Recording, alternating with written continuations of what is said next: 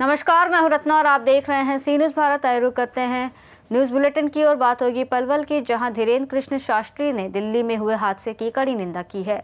साथ ही बात होगी छोटा उदेपुर की, जहां धामन सांप का रेस्क्यू किया गया। ऐसी तमाम खबरों पर विस्तार से चर्चा करेंगे न्यूज़ बुलेटिन में। देश के सभी सनातनियों को एक सूत्र में बांधने निकले बागेश्वर धाम पीठाधीश्वर पंडित धीरेन्द्र कृष्ण शास्त्री ने कल शाम दिल्ली में हुए हादसे की कड़ी निंदा करते हुए कहा है कि हम सनातनियों को एक रोक नहीं सकते। कट्टरपंथी व मजहबी कट्टर को सोच रखने वाले तत्व लगातार समाज में तनाव फैलाने की कोशिश कर रहे हैं। ऐसे कृत्य उनकी विकृत मानसिकता को दर्शाते हैं। हमारा लक्ष्य है कि भविष्य में पूरे विश्व में हिंदू सुरक्षित व संगठित रहे। इसके लिए संगठन व एकता अनिवार्य है। पदयात्रा के माध्यम से ही संदेश जन जन तक पहुंचने का प्रयास किया जा रहा है। बागेश्वर महाराज सड़क में ही बैठकर गांव-गांव के लोगों को बुलाकर उनके साथ चौपाल लगा रहे हैं। भीड़ अत्यधिक होने के कारण ग्रामीणों के साथ इकट्ठा बैठकर उनसे संवाद कर रहे हैं। महाराज लोगों से सनातन एकता पदयात्रा का समर्थन करने का आग्रह कर रहे हैं और माई ट्रोल के बीच दूर दूर से आने वाले ग्रामीण एक झलक पाने के लिए बेताब दिखे। महाराज श्री सबको आशीर्वाद देते हुए आगे बढ़ रहे हैं। दिल्ली हादसे के बाद पुलिस सहित पूरा प्रशासन हाई अलर्ट पर है। पदयात्रा की सुरक्षा के लिए 3 कंपनियां अतिरिक्त लगाई गई हैं। पुलिस सहित सुरक्षा बल चप्पे वप्पे पर नजर रखे हुए हैं। कमर से नीचे पूरी तरह से दिव्यांग एक व्यक्ति महाराज श्री की झलक पाने के लिए बेताब था, लेकिन जैसे ही महाराज श्री की नजर पड़ी उन्होंने उनसे तुरंत बुलाया और आशीर्वाद दिया। बागेश्वर महाराज यात्रा के माध्यम से समरता का संदेश भी फैला रहे हैं। सफाई कार्य में लोगों की सड़क पर बैठकर महाराज ने सुबह भोजन किया। यात्रा के कुछ दूर चलने के बाद उन्होंने रस्सी के माध्यम से भीड़ को नियंत्रित करने में जी तोड़ मेहनत कर सारे सागर शिष्य मंडल के साथ बैठक कर पूरी यात्रा में जय श्री राम का गगनभेदी उद्घोष पद यात्रियों का जोश बढ़ाता दिख रहा है। यह यात्रा कई मायनों में अद्भुत है। बिहार से आई 90 साल की महिला इंदु देवी को जब महाराज श्री ने बुलाया तो उनकी आंखों से आंसू छलकने लगे। चौथे दिन की यात्रा विराम के अवसर पर सांस्कृतिक कार्यक्रम आयोजित किए गए। कार्यक्रम की अध्यक्षता पलवल के सिद्धपीठ पंचवटी आश्रम के महामंडलेश्वर ऋषि कुमार दास महाराज ने की। इस अवसर पर संतों के अलावा राजनेताओं ने भी अपनी गरिमामय उपस्थिति दी। प्रखंडता की गायिका अंजलि द्विवेदी ने भजन गाकर सबको जोश से भर दिया। मंच पर मेरठ के रामदास महाराज, अमरदास महाराज, बजरंगदास महाराज, लखनदास महाराज, अंकित दास महाराज, फलाहारी महाराज, पुरुषोत्तम दास महाराज सहित अन्य लोग उपस्थित रहे। प्रसिद्ध गायक चित्र विचित्र हुए। यात्रा में हिंदूवादी नुपुर शर्मा, विधायक रामेश्वर शर्मा, अशोक चौहान, अभिनेत्री गायत्री भाग्यश्री ने भी हाजिरी लगाई। पलवल से सी न्यूज़ संवाददाता डीके मिश्रा की रिपोर्ट। छोटा उदयपुर के फतेहपुरा स्थित डॉन बॉस्को परिसर में आज लगभग 5 से 6 फीट लंबा धामन सांप दिखाई दिया, जिसे काफी मशक्कत के बाद छोटा उदयपुर की रेस्क्यू टीम ने सुरक्षित रूप से पकड़ा। वहीं दूसरी घटना में छोटा उदयपुर तालुका के धंदोड़ा गांव के घटी फलिया क्षेत्र में एक घर में सांप निकलने से हड़कंप मच गया। सूचना मिलते ही छोटा उदयपुर रेस्क्यू टीम ने मौके पर पहुंची और घर से धामन सांप को सुरक्षित पकड़ा। तीसरी घटना जिले की सीमा से लगे ग्रामीण क्षेत्र झडूली में हुई, जहां आवासीय इलाके में अत्यंत जहरीला कोबरा नाग दिखाई दिया।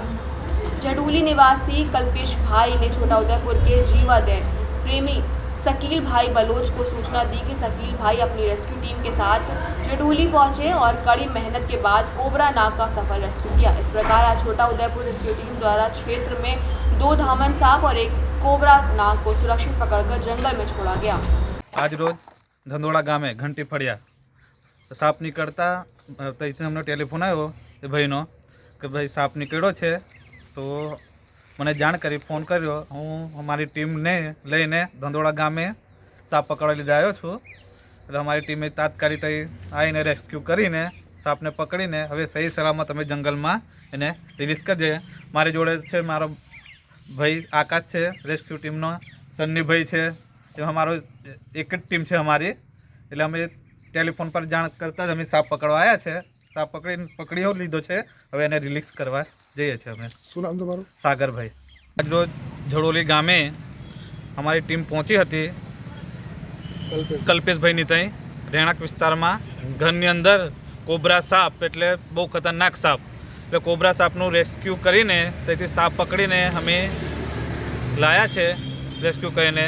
અને એવા અમે હમણાં 3 સાપ પકડ્યા છે, એક ધંધોળા મુકામમાંથી, એક અહીં ડોન બોસ્કોમાંથી આ બાદ 3 સાપ થયા છે. 3 સાપનું રેસ્ક્યુ કરીને અમે આ ઠેલામાં બાંધીને લાયા છે, કારણ કે હવે અમારી ટીમ એ મુકામે પહોંચીને એનું રેસ્ક્યુ કરીને સહી સલામત હવે અમે છોડવાનું છે. એમાં છે અમારે મેન અમારા આકાશભાઈ, અમારે છે અમારી જોડે સન્નીભાઈ છે, એ બી રેસ્ક્યू ટીમના છે. શું નામ તમારું? સાગરભાઈ. छोटा उदयपुर से सी न्यूज संवाददाता शकील बलोच की रिपोर्ट।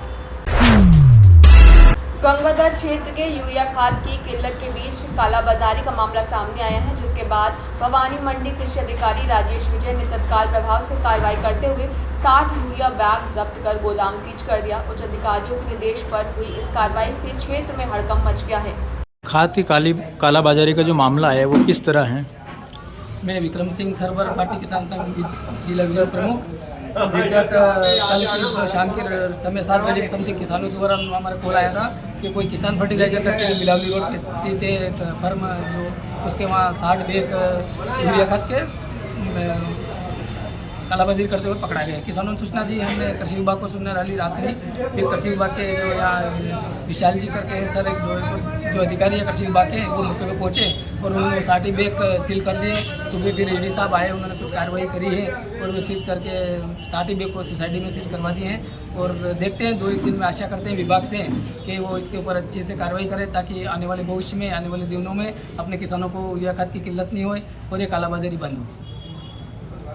चोमेला कस्बे में जो यूरिया खाद को लेकर जो मामला आया है, इस पर आपकी क्या कार्रवाई रही है? कल क्या है कि 10 तारीख को किसान फर्टिलाइजर पे ये अपने धारा सिंह जी कृषक थे, ये वहाँ पहुँचे थे खाद देने, तो उन्होंने देखा कि किसान फर्टिलाइजर पे लगभग 60 बैग यूरिया उतर रहा था। तो उन्होंने उसकी शिकायत हमारे कृषि विभाग के सहायक कृषि अधिकारी विशाल कुमार जी को दी।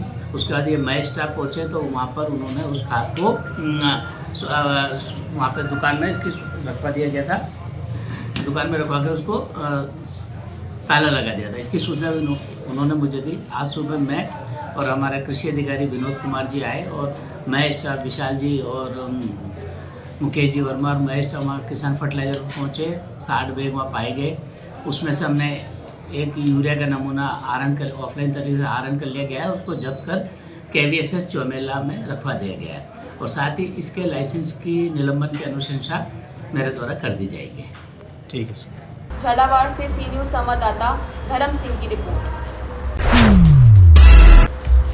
सिद्धार्थनगर जिले के विकासखंड नौगढ़ की ग्राम पंचायत रामपुर स्थित रामपुर चौराहे पर भाजपा पिछड़ा मोर्चा महामंत्री एवं वार्ड नंबर 43 से जिला पंचायत सदस्य प्रत्याशी अनिल चौधरी ने अपने सहयोगी धर्मेंद्र कनौजिया, अजय गुप्ता, राजू शर्मा और पुजारी के साथ मिलकर भव्य रामलीला मेला कार्यक्रम आयोजन किया गया। इस अवसर पर दूर दराज से आए दर्शकों की भारी भीड़ रामलीला मैदान में उमड़ी और भगवान श्री राम की लीलाओं का आनंद लेते हुए लोग भाव विभोर हो उठे। रावण वध के बाद पारंपरिक रूप से रावण का दहन किया गया। अनिल चौधरी ने बताया कि रामपुर चौराहे पर रामलीला मेला का यह आयोजन लगभग 10 से 12 वर्षों से निरंतर परंपरा के रूप में मनाया जा रहा है। कार्यक्रम में भाजपा अल्पसंख्यक मोर्चा के जिला अध्यक्ष खलीकुर रहमान, मनीष कुमार, ब्रजेश चौधरी, संतलाल चौधरी, अनेक गणमान्य लोग उपस्थित रहे। हम अनिल चौधरी पिछड़ा मोर्चा के जिला महामंत्री और भारतीय जनता पार्टी के जिला महामंत्री पिछड़ा मोर्चा से हैं। और उसके बाद में हमारे यहाँ जो हम जिला पंचायत प्रत्याशी वार्ड नंबर 43 से हैं। आपके यहाँ रामलीला का कार्यक्रम कराया गया है, इसमें क्या कहना चाहेंगे? हाँ, हमारे यहाँ रामलीला का मेला लगता है। लगभग कई वर्षों के तहत, मतलब हर वर्ष के भाग लगता है। उसी के तहत इस वर्ष भी लगा। हमारे कई लोग बुजुर्ग हैं, वो लगवाते रहे। उसी का परंपरा हम चाहते हैं कि लगे मेला बराबर अपने यहाँ, और मतलब अपना सब ध्यान रखें और मेला कमेटी का भी सहयोग करें। और सब असत्य की जीत की होती रहती परंपरा है हमारे राम की। कितने दिनों से लग रहा है? ये लगभग कई वर्षों से, लगभग 10-12 वर्षों से कराया गया। इसमें क्या कुछ कहना चाहेंगे आप? यहाँ पे रामलीला का आयोजन जो हुआ है हमारे भाई श्री अनिल चौधरी जी के द्वारा हुआ है, जो कि वो इस बार चुनाव भी लड़ रहे हैं जिला पंचायत सदस्य का। और ये मेला विगत कई वर्षों से, चाहे हिंदू हो मुस्लिम हो, सब लोग मिलकर मनाते हैं, क्योंकि मर्यादा पुरुषोत्तम जय श्री राम जो है वो हम लोगों के, हम सभी के जो है एक तरीके से अगर उनका जीवन चरित्र देखा जाए तो मार्गदर्शक है। और वही रामलीला का आयोजन जो है यहाँ पे हो रहा है, जो हमारे हिंदू मुस्लिम भाई सब लोग मिलके और सब लोग सहभागिता करके इसमें भव्य आयोजन का जो है आनंद ले रहे हैं। और इससे बहुत सारी चीजें जो है हमारे राम जी के जीवन चरित्र के बारे में सीखने को मिलेगी लोगों को। और ये विगत कई वर्षों से चल रहा है, ये पूरे भारतवर्ष में चल रहा है। सिद्धार्थनगर से सी न्यूज संवाददाता धर्मेंद्र कुमार की रिपोर्ट। सुल्तानपुर में कादीपुर करोदी कला ग्रामीण आरबी के राष्ट्रीय अध्यक्ष भानु प्रताप सिंह मंगलवार को रमसापुर ग्राम पंचायत में आयोजित रामलीला मंच पर पहुंचे। उन्होंने उपस्थित जनता, विशेषकर युवाओं और मातृशक्तियों से मर्यादा पुरुषोत्तम भगवान श्री राम के आदर्शों और पदचिन्हों पर चलने का आग्रह किया। इस अवसर पर भानु प्रताप सिंह ने ग्रामीणों से कहा कि सभी सदस्यों और सामाजिक मुद्दों के समाधान के लिए ग्रामीण आरबी हमेशा उनके साथ है। साथ ही उन्होंने उपस्थित लोगों से ग्रामीण आरबी से जुड़ने का आग्रह किया और भरोसा दिलाया कि संगठन हर गांव में शांति, सुरक्षा और सामाजिक विकास के लिए तत्पर है। सुल्तानपुर से सी न्यूज संवाददाता दिनेश सिंह अग्रवंशी की रिपोर्ट। अकोला के समीपस्थ कुम्हारी गांव स्थित जय बजरंग विद्यालय में रविवार को 26 साल बाद विद्यालय के पूर्व विद्यार्थी और छात्राओं का स्नेह मिलन समारोह बड़े उत्साह और भावनाओं के साथ आयोजित किया गया, जिसमें सभी ने अपने बचपन और स्कूल के सुनहरे दिनों को याद करते हुए एक दूसरे से मुलाकात की। कार्यक्रम में विद्यालय के शिक्षक विलास इंग्लिश, शरद मैन, रमेश अड़ाऊ, सुनील फोकमारे, राजेश आमले, धनंजय पुसेगावकर, सूर्यभान नागुलकर और मीना आमले उपस्थित रहे और उन्होंने अपने पूर्व विद्यार्थियों से मिलकर हर्ष व्यक्त किया। पूर्व विद्यार्थियों ने अपने गुरुजनों के प्रति कृतज्ञता प्रकट करते हुए कहा कि उनकी सफलता का श्रेय विद्यालय और शिक्षकों को जाता है। कार्यक्रम का संचालन नीलेश इंगले और अमोल खाडे ने किया, जबकि सुषमा नागरे ने आभार प्रदर्शन किया। पूरे समारोह में पुरानी यादों की मिठास घुली रही और अंत में ये निर्णय लिया गया कि ऐसे स्नेह मिलन कार्यक्रम आगे भी समय समय पर आयोजित किए जाएंगे, ताकि मित्रता और गुरु शिष्य संबंध सदैव प्रगाढ़ बने रहे। अकोला से सी न्यूज संवाददाता प्रवीण वाहुरबाग की रिपोर्ट। राज्य चुनाव आयोग द्वारा दिए गए निर्देशों के अनुसार धुले नगर निगम के आम चुनावों की पृष्ठभूमि में आज धुले नगर निगम के लिए आरक्षण ड्रॉ की घोषणा की गई। धुले नगर निगम में कुल 19 वार्ड हैं और 74 सदस्य चुने जाएंगे। 19 में से 17 वार्डों में 4 सदस्य होंगे और शेष 2 वार्डों में 3 सदस्य होंगे। इनमें से कुल 37 सीटें महिलाओं के लिए आरक्षित हैं और 3 सीटें अनुसूचित जाति की महिलाओं के लिए आरक्षित की गई हैं। अनुसूचित जनजाति के लिए 3 सीटें आरक्षित की गई हैं और कुल 10 सीटें पिछड़े वर्ग के नागरिकों के लिए आरक्षित की गई हैं। धुळे महानगरपालिकेची सार्वत्रिक निवडणूक 2025साठी आज आरक्षण निश्चिती आणि सोडत काढण्यात आली। धुळे महानगरपालिकेचे एकूण 19 प्रभाग आहेत आणि एकूण सदस्य संख्या 74 आहे। 19 पैकी 17 प्रभाग हे 4 सदस्य आहेत तर 2 प्रभाग हे 3 सदस्य आहेत। महिलांसाठी आरक्षित जागा एकूण 37 होत्या।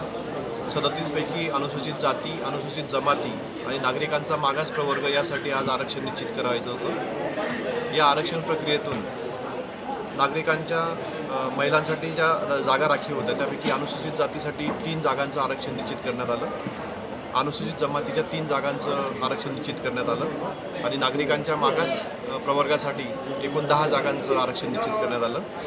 आणि आयोगाच्या सूचनांप्रमाणे सर्वसाधारण जागांपैकी एकूण 21 जागा या महिलांसाठी निश्चित करण्यात आल्या। एकंदरीतच पूर्ण प्रक्रिया अतिशय पारदर्शकपणे पार पाडण्यात आलेली आहे। सूचना हरकती या प्रक्रियेवर मागवण्यात येतील आणि सूचना हरकती नंतर या सूचना हरकती अंतिम करून अंतिम आराखडा हा माननीय निवडणूक आयोगाच्या मान्यतेसाठी पाठवण्यात येईल। सर, हरकतीची तारीख 17 नोव्हेंबर ते 24 नोव्हेंबर ही हरकतींची तारीख राहील। त्यासाठी सविस्तर प्रसिद्धीकरण हे महानगरपालिकेमार्फत करण्यात येईल। धुले से सी न्यूज संवाददाता नीलेश परदेशी की रिपोर्ट। इस बुलेटिन में फिलहाल इतना ही। देश और दुनिया की तमाम बड़ी खबरों के लिए देखते रहिए सी न्यूज भारत।